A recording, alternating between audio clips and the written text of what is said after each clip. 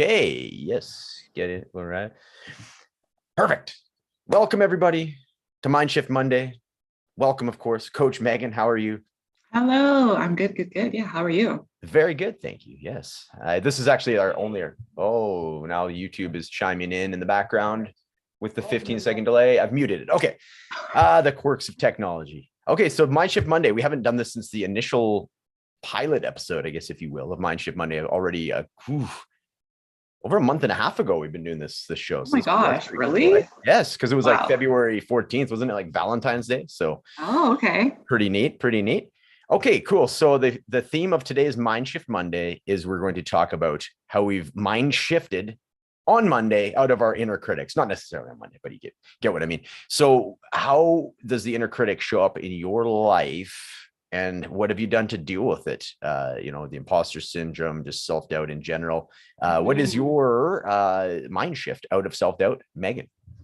Oh my gosh. So I've done so much work on my inner critic. So when I started looking at my inner critic, it was particularly around the way that I see myself as a mother. Um, Mm, and so the beginning of that journey, I had to label that voice and figure out who that was, who my inner critic was, because it didn't feel like it was me that was passing that judgment. It felt like it was other people that had shown up in my lives and made that sort of assumption about me or that incredibly high expectation for me. So once I was able to label it, I was able to kind of remove the emotion from it and know that it wasn't me that was wanting to show up that way. It wasn't me that was wanting to label myself in those really unhelpful terms. And then I was able to ask myself, like, how is that inner critic serving me? And it never was. And so I continue to use that same phrase, like, how is that serving me? If I tell myself that I'm a bad mom, or I'm not productive, or I'm not fun, how is that serving me in moving me towards the person that I want to be and who I really am too? So that's my number one kind of mantra is how is that serving me?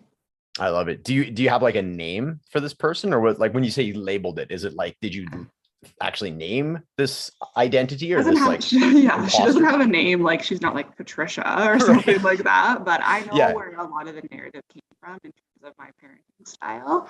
And it's not about placing blame on it, it's about just removing sort of the onus of that, because a lot of times our inner narrative is a bit of a learned behavior, right? So Yeah. we've started to pass judgment or use certain phrases that we grew up hearing. Yeah. And so it was just helpful for me to know that, like, whoa, that didn't actually come from a place that I rooted in. It was just something that I learned along the way. And so because it's not me, it's just that easy to kind of do away with it.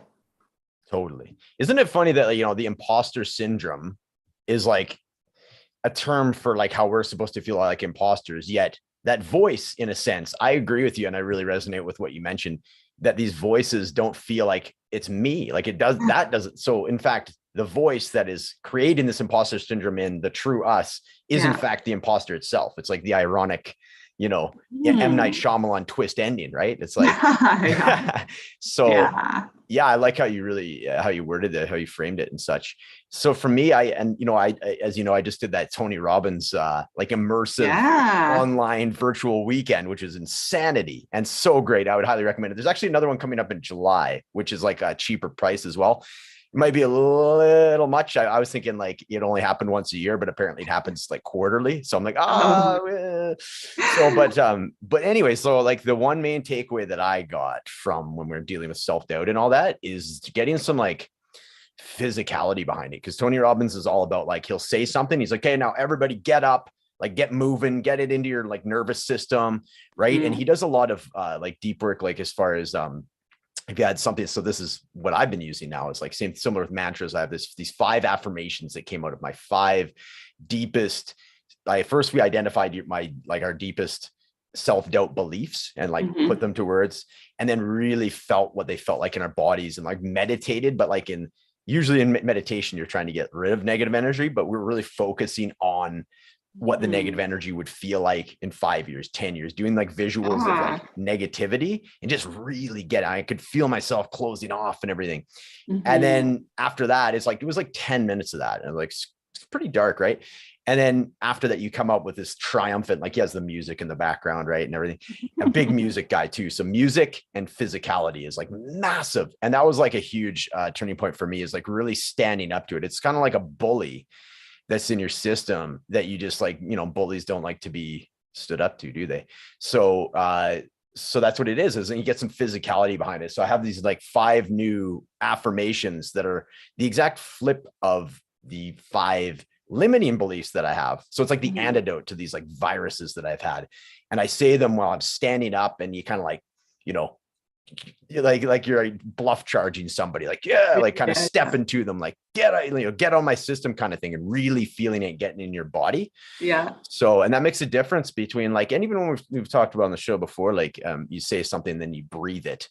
It's a more physical way of doing that. But the fact that you're not just mentally thinking about it, you're like allowing it, you're welcoming it into your heart center and just getting in your nervous system and everything. It's made such a huge difference. And now it's kind of fun. It's addicting. So as soon as it comes up, I'm just like, well, yeah, what's that? Like, kind of like I get up and I like physically, have some fun with it. Right. Awesome. And yeah. It's really worked very well for me because, right at this point, I do feel a bit vulnerable for as far as like changing my entire life, right? And attempting to undo or change patterns and behaviors that have been 23 years plus in the making, and then I get a lot of people saying, oh, are you doing this at your age? Like these kind of like, and they're coming from a spot of like identifying something, but it does come across very limiting, right? And they're like, wow, I can't believe you're doing that at your age. I'm like, what? Why did you have to put that in my head? Like I don't even think of it that way, but then it ends up coming in there. So now I can just like, I got like an antidote to that. I'm like, no,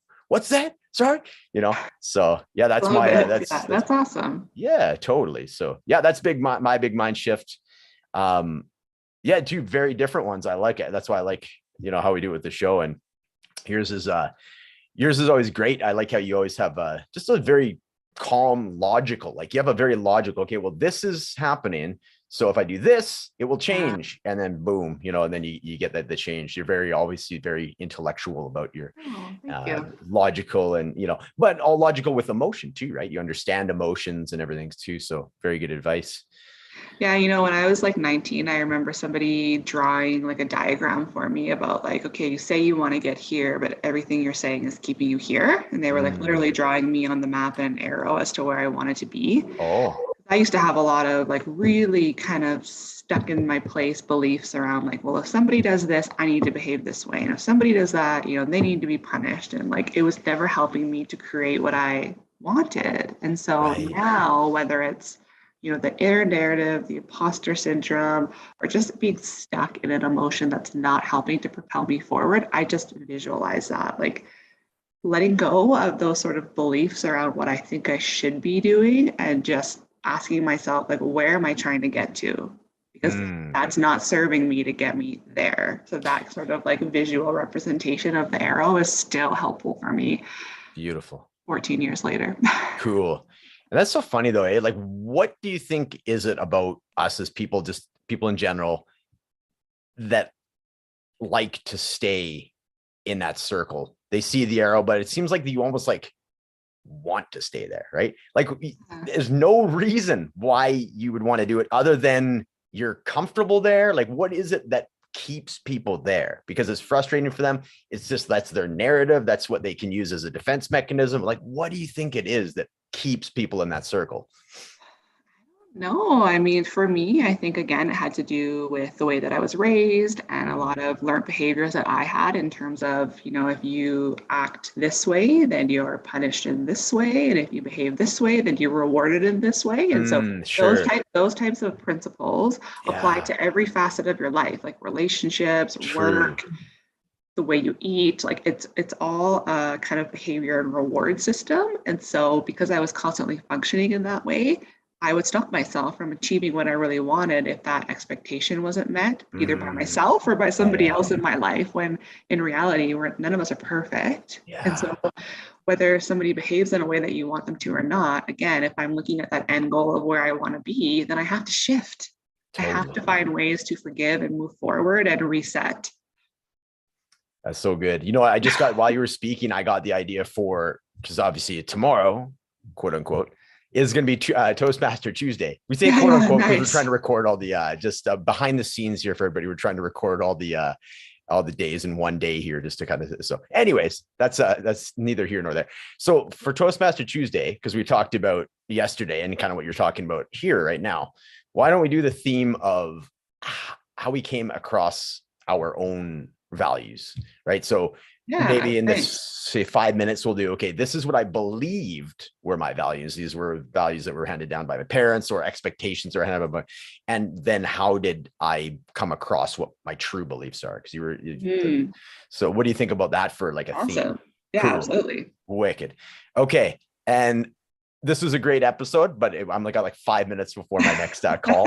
So I'll get a hold of you afterwards. And and then we'll do like the Toastmaster Tuesday based on values that were presented to us as youth, pivoting into values that we now hold and use as our filter moving forward past that. Sound good? Yeah, sounds great. Awesome.